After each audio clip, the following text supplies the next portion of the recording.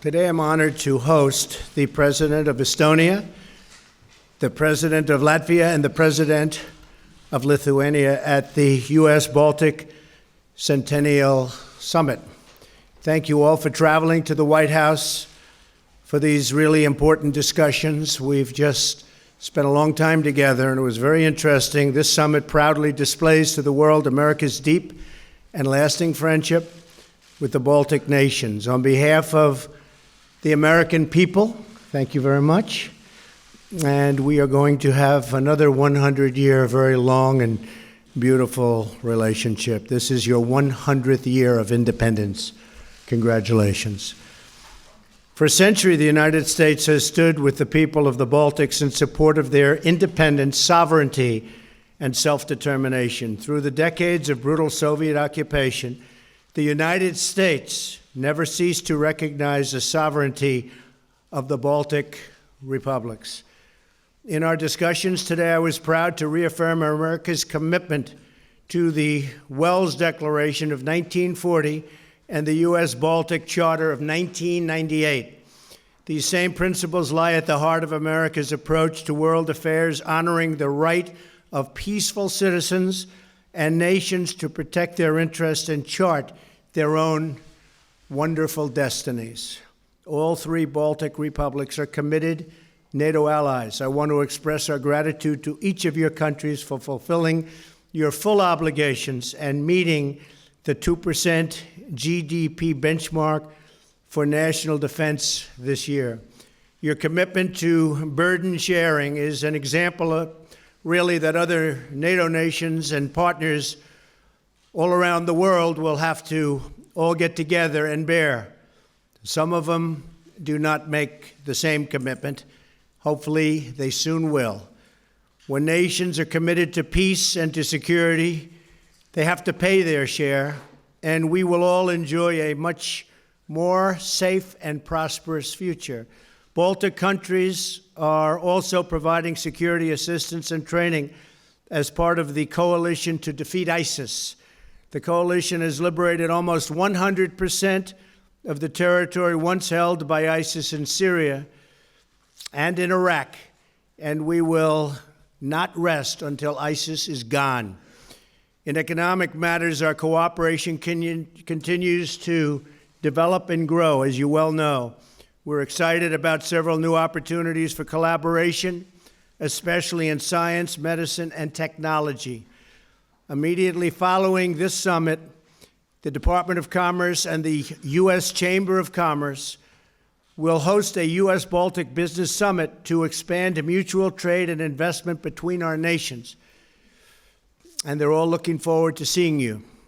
The Baltic countries remain a key market for U.S. aircraft, automobiles, machinery, and medical equipment, and we welcome increased bilateral trade with all three nations based on the principle of fairness and reciprocity. Finally, we are enhancing our cooperation on energy security. We're all collaborating to diversify energy sources, supplies, and routes throughout the Baltic region, including expanding exports of U.S. liquefied natural gas, of which you've become a bigger and bigger user. These are just some of the many wonderful opportunities we can seize together. To all three Baltic leaders with us today, thank you again for helping to celebrate, and this is really a very great celebration because it's a historic milestone.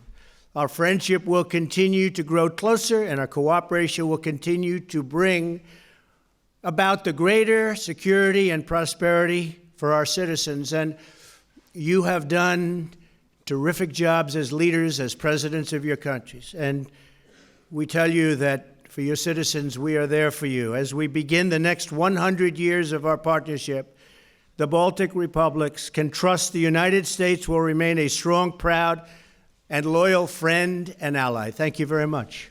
Thank you. Thank you very much. Please. Probably it's my turn. Yes, whatever you like. It looks so. Ladies first.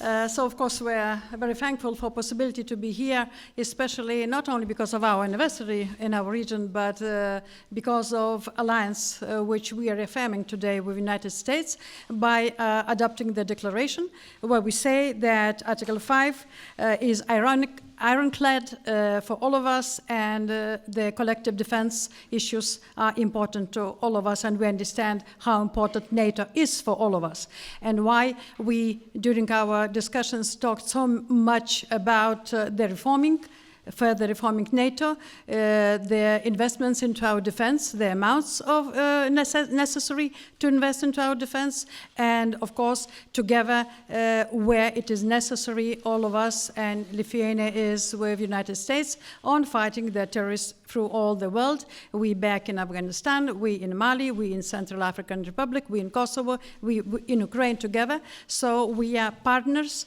allies, and trustful allies.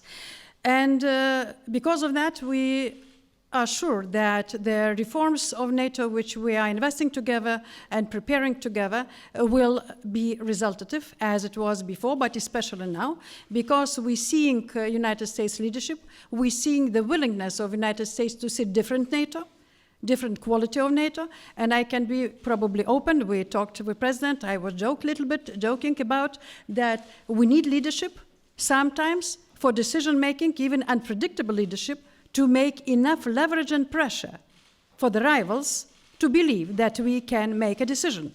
And we're seeing this kind of leadership in President Trump.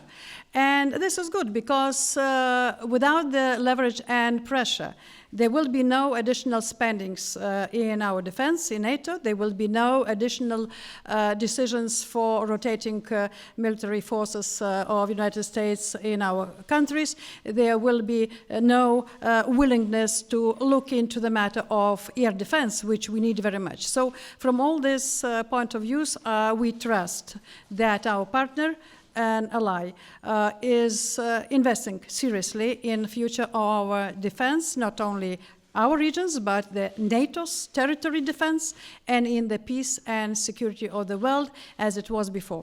Of course, the businesses are coming together. Ally in military cooperation goes with economic cooperation, and I am very happy that today in our business forum we will sign 2 agreements with 2 American companies on the liquid gas cooperation. Lithuania has liquid gas station and factory, so-called floating boat, but we can be independent, all 3 Baltic states, on the gas supply because of that, and this gives us strength and possibility to make our own decisions, not to depend on one supplier, and American liquid gas will come on time and will make us more independent in our decision-making and diversifies our gas supply. And this is about a real friendship, about a real cooperation between our region and United States. And this comes also together with the trade matters, where today we see some discussions on the world level between United States and European Union. We are together with the decisions that the trade needs to be useful and equally fair to all sides. There is no sense to go to the war, but decisions, if there is disbalances, need to be found, and this we will support as ally of United States. So together with international obligations in military, together with cooperation in economy, together with the United States and European Union in solving the trade disputes and issues, we are standing with and together, and we hope that, as President said, next 100 years will be even better, closer, together, and we will be able to achieve and make more. Thank you. Thank you. Thank you very much. Please. Your Excellency President Trump, my esteemed Baltic colleagues, dear friends, the Baltic-US President's summits reaffirmed our shared commitment to fundamental values, our long-lasting friendship and the steadfast partnership that we have enjoyed for nearly a century. The United States of America is our closest friend and ally. I appreciate that we have each others' mutual support in our endeavors, as well as in the security challenges we are facing. Today, we reflected on our many achievements and set a course for our future undertakings.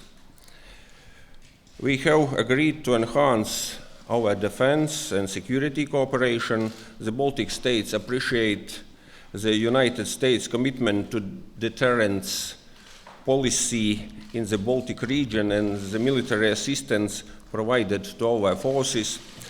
We will continue to commit 2% of GDP towards the development of our military capabilities for the purposes of both strengthening NATO's posture in the eastern flank and contributing to international security. The Baltic states and the United States acknowledged the need to continue the successful existing cooperation we have in countering modern-day security threats such as terrorism, cyber and informational warfare, and nuclear proliferation. Today, all of us committed to placing greater emphasis on advancing our economic and trade and investment relationship. We recognize great potential in areas of innovation, modern technologies, and the digital economy.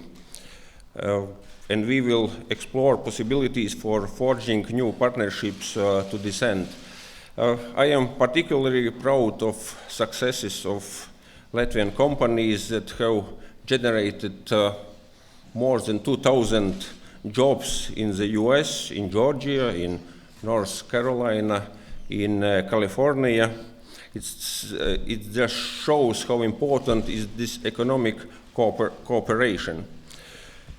And finally, the Baltic states and the United States agreed to continue promoting closer people-to-people contacts because these contacts are very important for every member of our society.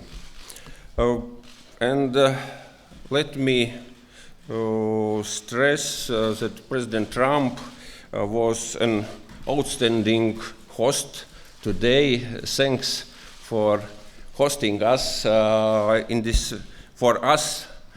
very important event when we celebrate 100 years anniversary of our statehood. Thanks. Thank you very much. Thank you.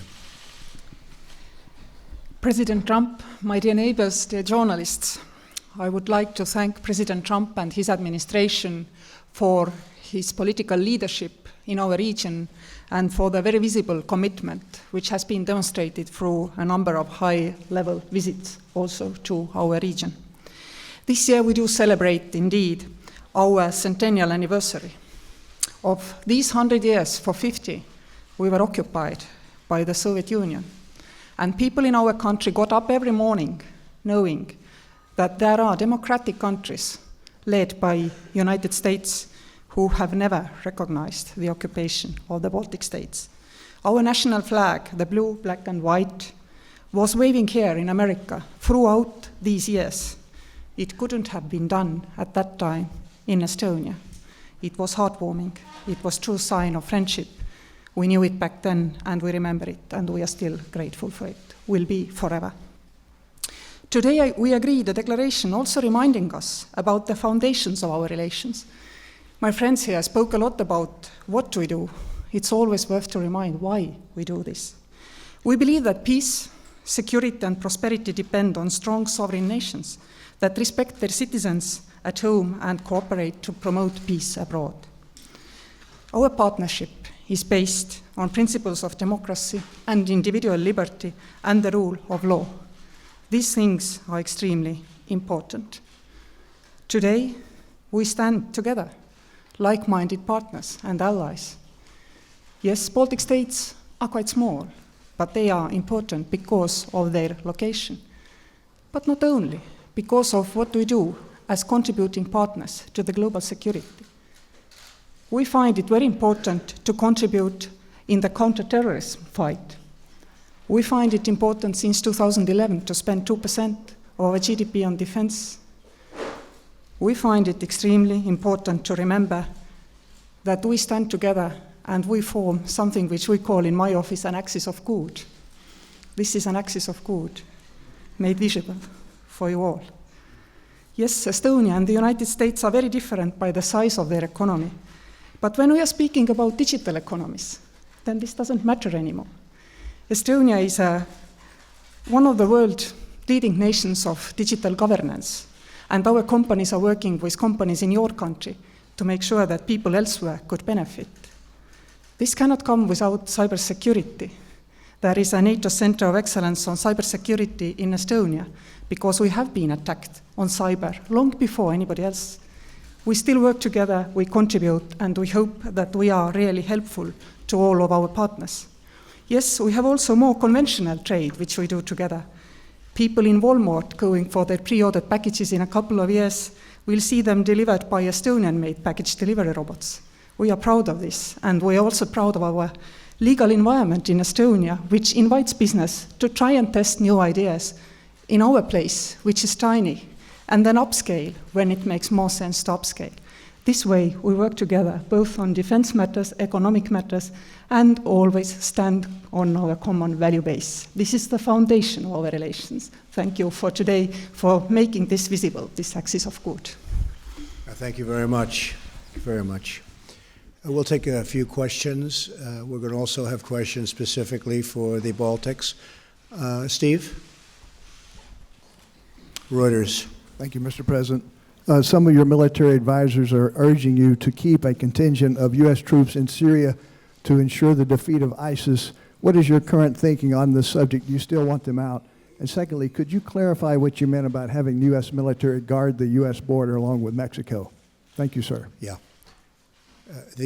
First of all, the border.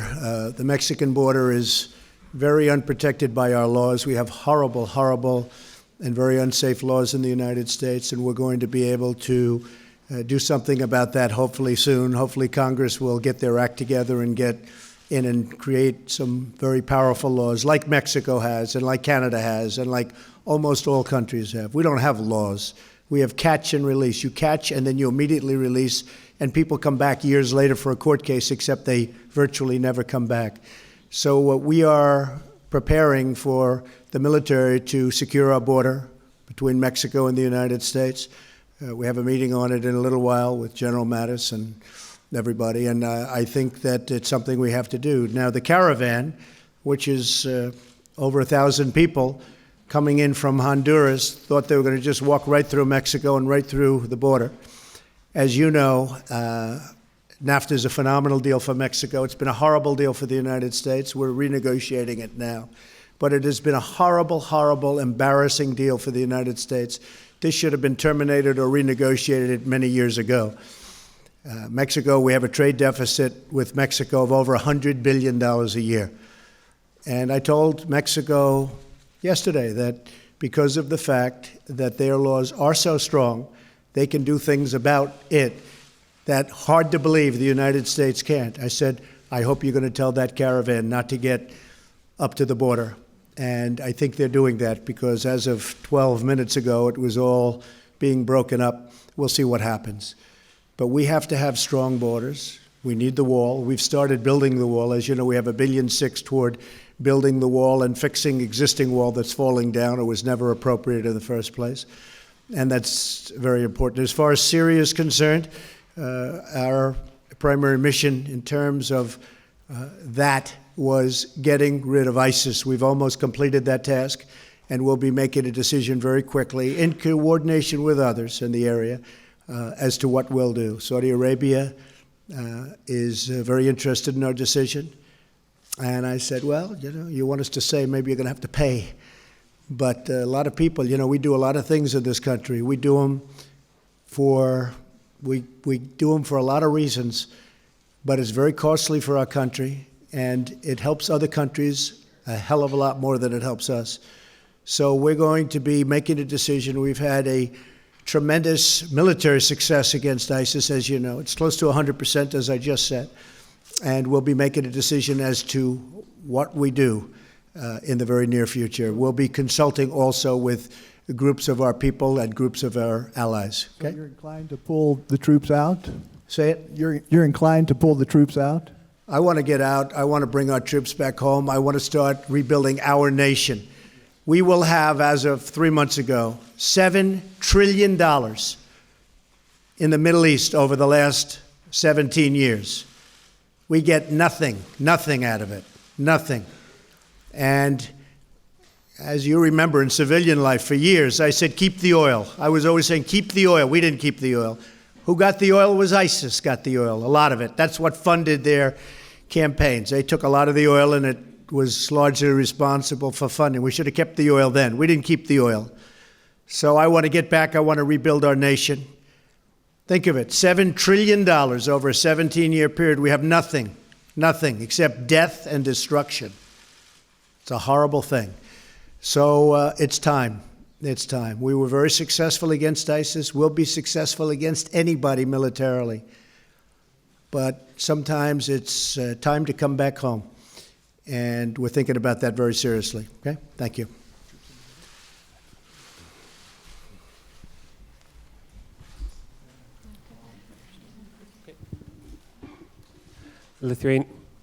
Lithuanian television. Mr. President, not about getting out, but getting in. The joint declaration mentions the periodic American deployments in the Baltic countries. What specifically can you commit to, having heard the requests and wishes of the Baltic states? And President, you have mentioned Russia as a terrorist state. Did you have a meeting of minds here as to the threat that Russia poses to the neighboring countries? Thank you. Well, we have a very strong relationship, as the presidents will tell you, with the Baltic states, and we are with them. We're friends and we're allies, and we are going to have a long-term, very fine relationship. In addition, we do business on trade. We work very hard on security together. Surprisingly, large numbers of trade. These are very industrious nations. Now, you're from there, so you know exactly what I'm talking about. These are tremendous people and very, very industrious. We do a lot of business on trade. Thank you. Thank you very much.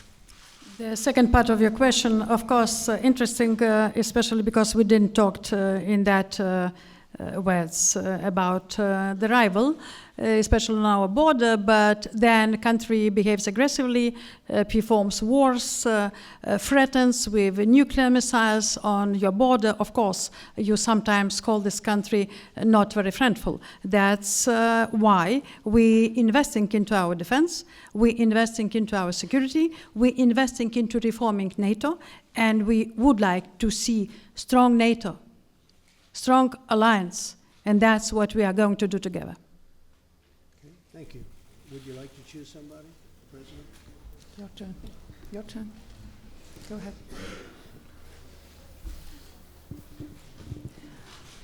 Mr. Trump, speaking about economy, about economical cooperation with my country, with Latvia, what is your message for investors in Latvia?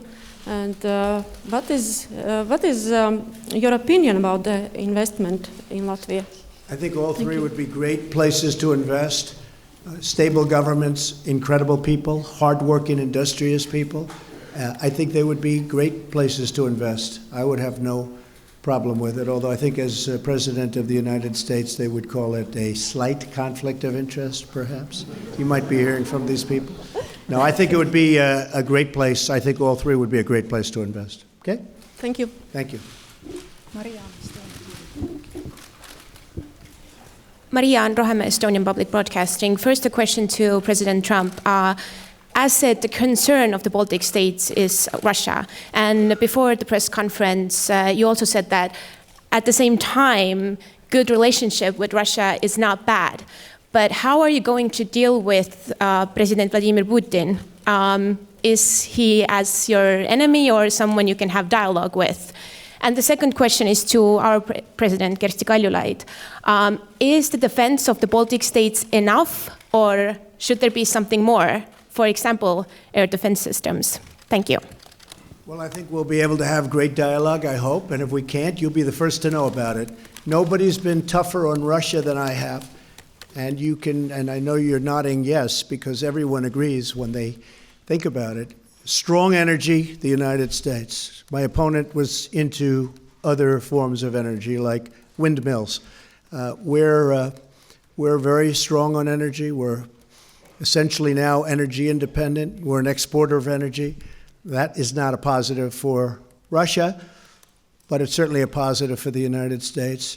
We just passed a $700 billion military budget. Next year, $716 billion, the largest ever passed.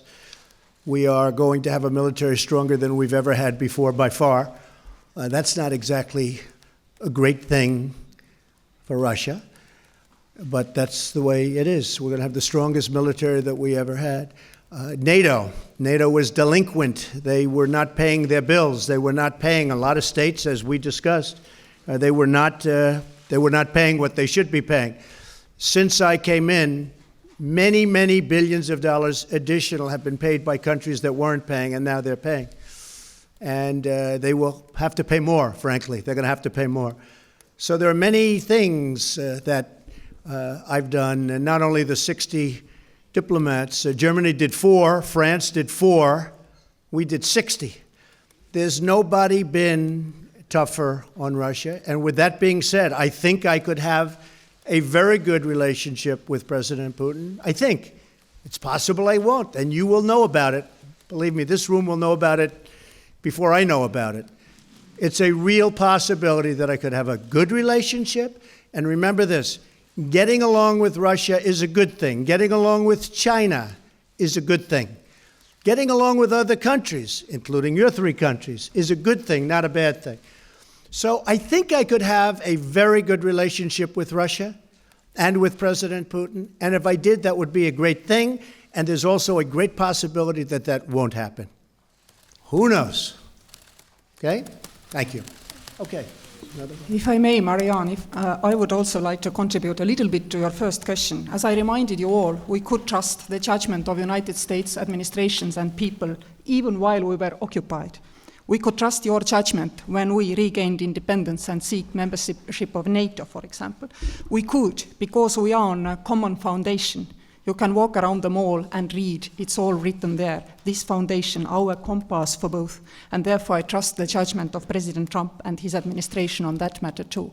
Now on your concrete question on air defense, yes, we did discuss the deterrence capacity necessary to make sure that our deterrence is believable to everybody who might want to question it.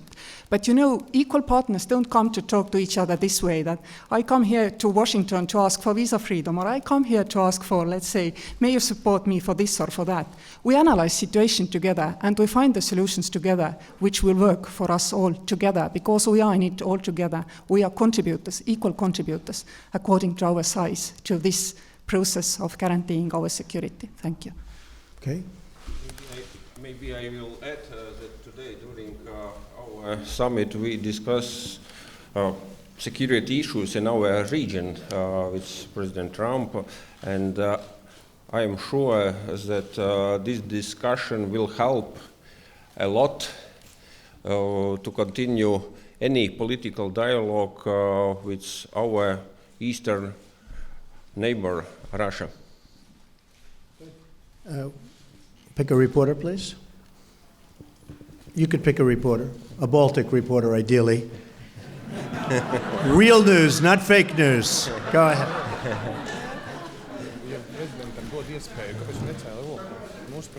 Do you want to pick? I think we have enough. Do we have enough? Yes? Go ahead, pick, Mr. President. Pick a reporter from the Baltics. Not the same man, he was very tough. Go ahead, pick a reporter. Okay, I can. Yes, go ahead. Yes, please, go ahead. Hi, my name is Anna Udre. I'm from Latvia. So I have a question for our president from Latvia. You're going to San Francisco after your meeting here in Washington, and you're meeting some people who are making business connections from Latvia and the US. Do you see any certain outcomes out of that? Thank you. First of all, I think during our summit, I will repeat again that we discussed how we can strengthen our economic cooperation between Baltic states and the US.